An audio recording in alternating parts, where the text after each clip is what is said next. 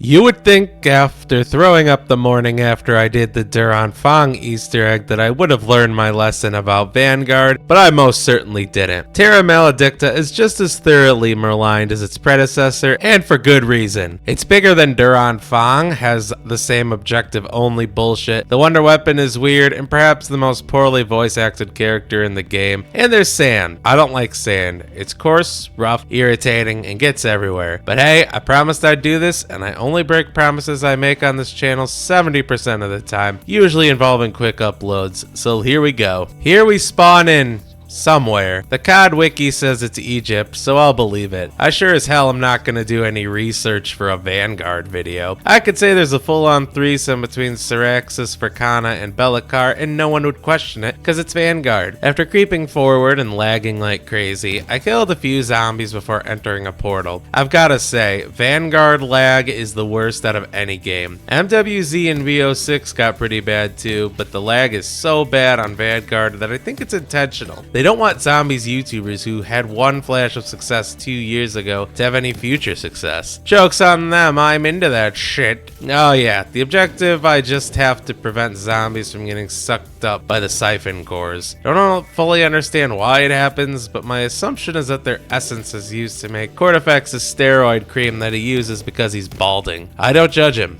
I think my hairline is starting to turn French, as it's also retreating a bit. This is a game set in World War II after all. After coming back to the Shifting Sands track from Mario Kart, I popped a couple of zombies and listened to the riveting tale of how Verkana found this stupid looking eyeball shield. It's like an enemy from a modern Zelda game. I feel I should stab its stupid eyeball a million times until I get my heart container. Finally, with that nonsense done, I jumped into a portal in order to hang out with the zombie head. Kraft said we will protect each other, but I swear the zombies only go for me and not Chrome Dome here. Whatever, at least I was able to get Mularam, aka Speed Cola, aka Sprite, aka Ecto Cooler. I also had this overpowered shotgun that cuts through zombies like a Wisconsinian cuts through cheese, in all senses of the word. Love you cheeseheads, except the brewers, fuck them. Unfortunately, the objective ended without me receiving any head of my own. Back in the normal world, I got to dick around and interact with a rock, which is somehow not very exciting in this game. I was told that Treyarch never made bad zombies, guys. One of you owes me money. After listening to Syraxis being incredibly annoying as always and everyone generally sounding like voice actors in a Fire Emblem game, Syraxis created a portal that excited me. Instead of flying through a red vortex, it was blue. This is why I wake up in the morning. This teleported me to some place called Verkana's home soil, and I have to say, this place sucks dick. I bet the internet reception is terrible, and I don't even see any indoor plumbing. A place like this would still cost you 400k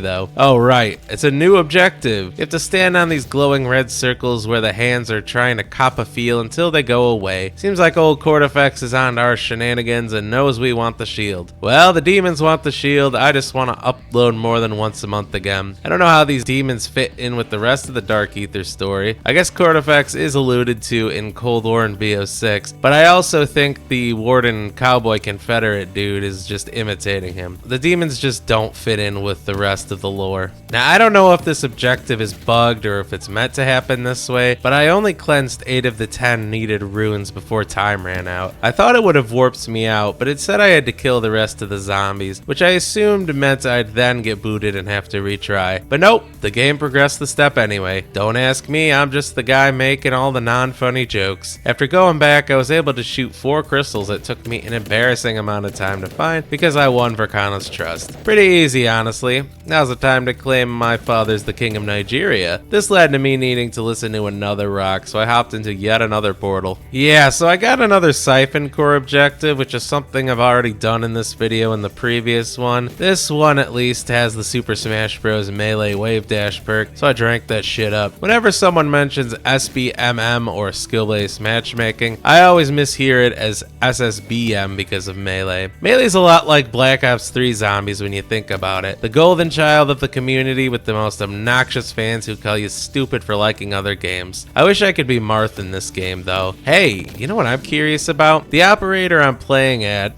Padmavati, is part of the same Special Forces team as the rest of the operators, but but she is part of the India National Army, which means she's actually on the Axis side and would have fought against the British forces. There's no mention of it in game, which is hardly surprising since Vanguard is straight fiction, with no honest attempt to be historically accurate. Look, I know it's Call of Duty, but if you're gonna set a game in a specific time, make it somewhat believable. Oh wait, the objective's over? Back in the middle of Magic Kingdom here, I was just shy of a second pack-a-punch on my shotgun, so I decided to buy 3 tiers of Rabid Dog instead. I figured 3 ranks of this would help with something. I talked to the stone again and listened to another active display, which is my biggest problem with the story in Cold War and Vanguard, and Modern Warfare's zombies, to be honest. You're not important to the story despite doing all the legwork. You're experiencing stories about other people who aren't even on the screen. But after listening to someone else having a fun story, I warped to another area that looks quite No Man's Sky-esque. Verkana summoned the Decimator shield so we could charge it, and I didn't think I'd have any problems as long as something didn't show up unexpected. Let's just break it down to you and me uptown, dancing all around. Holy shit, I think I'm in love. I adjusted my pajama pants a little and began yet another Siphon Core objective, this time dealing with a hot witch lady in the process. Guys, I'm sorry for the thirst, but I can't help it. In real life, I only have eyes for the misses, but when it comes to fictional women, redheads are my kryptonite. And teachers. No, I must stay focused. The Siphon Core objective is slightly different because I guess stopping the zombies from sucking them up charges the shield somehow. I don't think it's ever explained why, but we've done plenty of strange shit in zombies before, and somehow this seems more logical. Don't ask me how. I don't understand how the Vanguard story ties into the rest of the narrative, and at this point, I probably never will, which is for the best since the Chaos story lore got lazily slapped on in BO6. Really, only the final Siphon Core got anything close to tough, as even a minigun zombie spawned him. But the objective ended before he shot me, so why even bother showing up? After returning to the main world, I got to witness perhaps the single most unfitting voice I've ever heard. The Decimator lives again! Whoever you are, I am in your debt. Seriously, it's like I'm watching a Nickelodeon cartoon. My man sounds like he should be a character on the Fairly Odd Parents and not the voice of some great warrior wanting vengeance against Cortifex for being a general jerk. But fortuitously for me, I had enough points to pack-a-punch my Einhorn again and jump into yet another objective portal. This one was actually fun. Yes, you heard it. I played Vanguard and had a fun time. This one was essentially a survival holdout where I had to hang out in this one area for 3 minutes against all sorts of zombies. Dead ones, exploding dead ones with a big ass minigun, and oh, it's you again.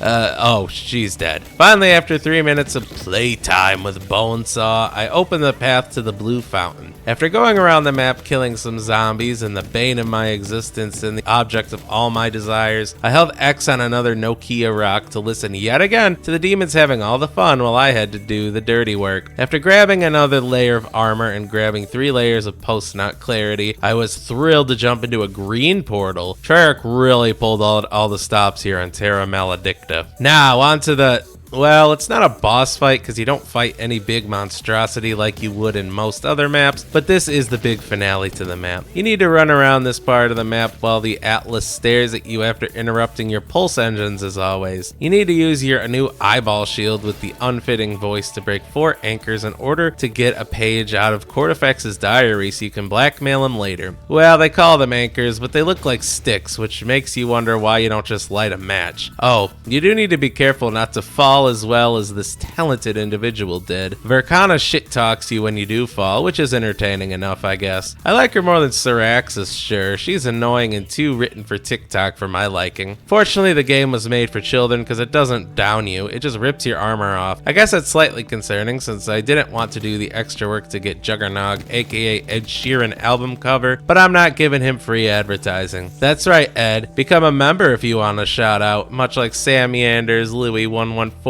and Potato Man 64s. Anyway, after freeing the page, I went back through the green portal to hear about how we can now separate Cortifex and Von List and beat his ass. Once again though, no ending cutscene to let you know it's done, but at least it felt like more of a finale than the Duran Fong Easter egg. Honestly, I didn't completely hate this Easter egg as much as I thought I would. It's underwhelming, sure, but I mean, at least Verkana isn't awful, and you get to use a wonder weapon this time. With all that said and done, I figured I'd exfil and ride off into the sunset with my buddy the Soul Calibur looking shield. Thank you so much for bearing with me through another Vanguard Easter egg, and stay tuned for a map that people think is kind of okay with the Shinonuma Easter egg. Well, I hope people still tolerate it, because it's coming either way. If you enjoyed, go ahead and like and subscribe. Let me know what else you'd like to see. Thank you again for watching, and God bless you all.